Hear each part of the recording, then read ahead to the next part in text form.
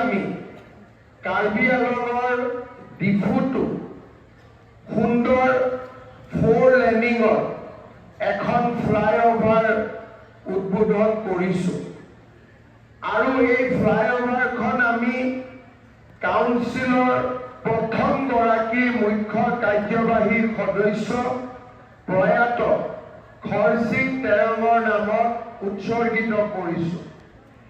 এই ফ্লাইঅভাৰখন 1.2 কিলোমিটাৰৰ ইয়াতে ৰাজ্য চৰকাৰে 228 কোটি টকা খৰচ কৰিছে আৰু এই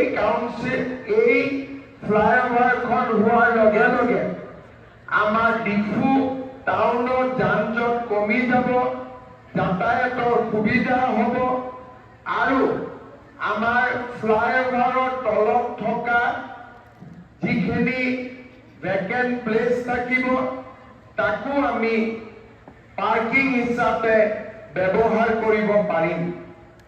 আজি আমি কাৰ্বি আংলঙত এখন নতুন কেন্সাৰ হস্পিটেল উদ্বোধন কৰিলোঁ।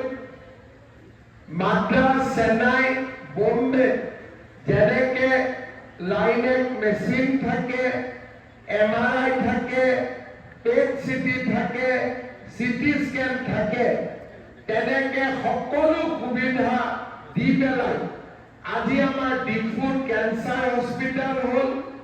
এতিয়া আমাৰ কাৰ্বি আংলঙৰ কেন্সাৰ পেচেণ্টে বম্বেত যাব নালাগে, চেন্নাইত যাব নালাগে, আনকি গুৱাহাটীতো যাব নালাগে, ডিফুতে ট্ৰিটমেণ্ট কৰিব পাৰিব। এই কেন্সাৰ হস্পিটেলখন কৰোঁতে আমি 270 কোটি টকা খৰচ কৰিছোঁ। তাৰমানে এখন flyover 228 crore, cancer hospital 270 crore আৰু লগতে আজি আমি ইয়াতে আমাৰ অসমৰ ছেকেণ্ড সৈনিক স্কুল আজি আমি ইয়াতে 365 কোটি টকা ব্যয় কৰি আমি আধাৰশিলা কৰিছোঁ। 3 বছৰৰ ভিতৰত কাৰ্বি আংলঙত সৈনিক স্কুলৰ নিৰ্মাণ হৈ যাব। কাৰ্বি আংলঙত মেডিকেল কলেজ হ'ল, আসাম ইউনিভাৰ্চিটিৰ কেম্পাছ হ'ল, কেন্সাৰ হস্পিটেল হ'ল আৰু এতিয়া আমাৰ সৈনিক স্কুলো আমাৰ ইয়াতে নিৰ্মাণ হ'ব। ইয়াৰ লগতে আমি আমাৰ পশ্চিম কাৰ্বি আংলং জিলাত নিৰ্মাণ কৰা মডেল কলেজৰো আজি আমি উদ্বোধন কৰিছোঁ আৰু ডিফু ক্ৰীড়া সন্থাৰ খেলপথাৰত নিৰ্মাণ কৰা চুইমিং পুলৰো আজি আমি আধাৰশিলা স্থাপন কৰিছোঁ। ইয়াৰ লগে লগে কাৰ্বি আন্দোলনত শ্বহীদ হোৱা শ্বহীদ পৰিয়ালসকলক আমি 5 লাখ টকাৰ শ্ৰদ্ধা নিবেদন কৰিছোঁ আৰু লগতে কাৰ্বি কুৰুচা যিসকলে ফাৰ্ষ্ট পেজত 10,000 টকা পোৱা নাছিল তেওঁলোককো আজি আমি ইয়াতে 10,000 টকা আগবঢ়াইছোঁ। আপোনালোকে কওক, আগতে কংগ্ৰেছৰ গভৰ্ণমেণ্ট থাকোঁতে আমাৰ কাৰ্বি আংলঙত ইমান কাম হৈছিলে নেকি কেতিয়াবা? কাৰ্বি আংলঙত আগতে কেন্সাৰ হস্পিটেল হৈছিলে নেকি? কাৰ্বি আংলঙত আগতে ফ্লাইঅভাৰ হৈছিলে নেকি? আজি আপোনালোকে মোক কওক, কাৰ্বি আংলঙৰ আৰু আজি আমাৰ আগতে কংগ্ৰেছ থাকোঁতে কাৰ্বি আৰু ডিমাচা কুৰুচা সকলে চৰকাৰৰ পৰা সহায় পাইছিলে নেকি? আগতে কোনেও চৰকাৰৰ পৰা সহায় পোৱা নাছিল। কাৰ্বি আংলং জিলাৰ উন্নয়নৰ বাবে আগতে কোনেও কাম কৰা নাছিল। আজি গুৱাহাটীত যেনেকে ফ্লাইঅভাৰ হৈছে, তেনেকে আমাৰ ডিফুত ফ্লাইঅভাৰ হৈছে। দূৰ দূৰণিলৈকে আজি কাৰ্বি আংলঙত আমাৰ ৰাস্তা হৈছে।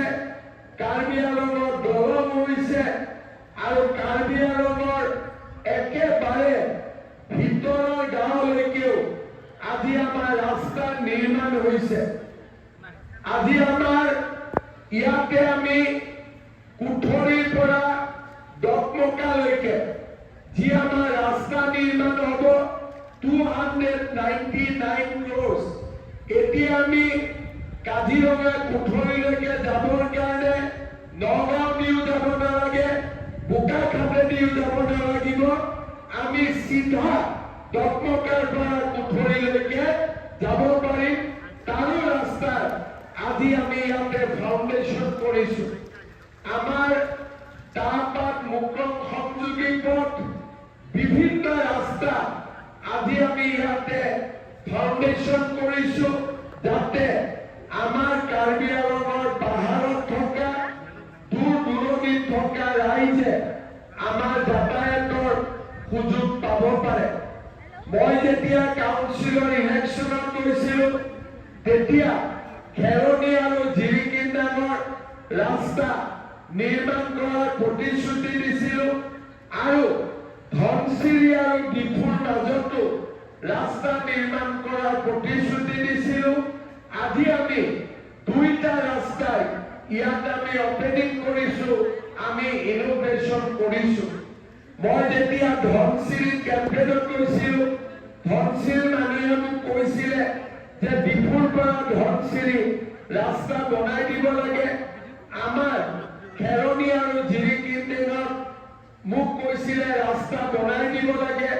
আজি আমি সকলো কাম কৰি আপোনালোকক আজি আমি উপহাৰ দিছো।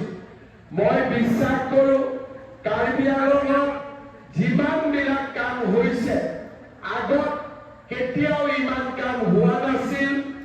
আজি আমাৰ তুলিৰাম ৰঙাঙৰ নেতৃত্বত কাৰ্বি আংলং কাউন্সিল আৰু ৰাজ্য চৰকাৰৰ সহযোগত আজি আমাৰ ইমানবিলাক কাম হৈছে আৰু আগলৈও আমাৰ কাম হৈ থাকিব। আজি দিনটোতে আমি 1000 কোটি টকাৰ কাম আমি কাৰ্বি আংলঙত হয় ইনোভেশ্যন কৰিছো, নহলে আমি ফাউণ্ডেশ্যন কৰিছো। আমি আশা কৰো যে কাৰ্বি আংলঙৰ ৰাইজে নিশ্চয় এই কামবিলাক আপোনালোকে স্বীকৃতি দিব আৰু ইলেকশ্যন আহি আছে, সকলোৱে বিজেপি দলক ভোট দিব। দিবনে নিদিয়ে বিজেপিক ভোট? সকলোৱে বিজেপিক ভোট দিবনে নিদিব? সকলোৱে পাক্কা দিব?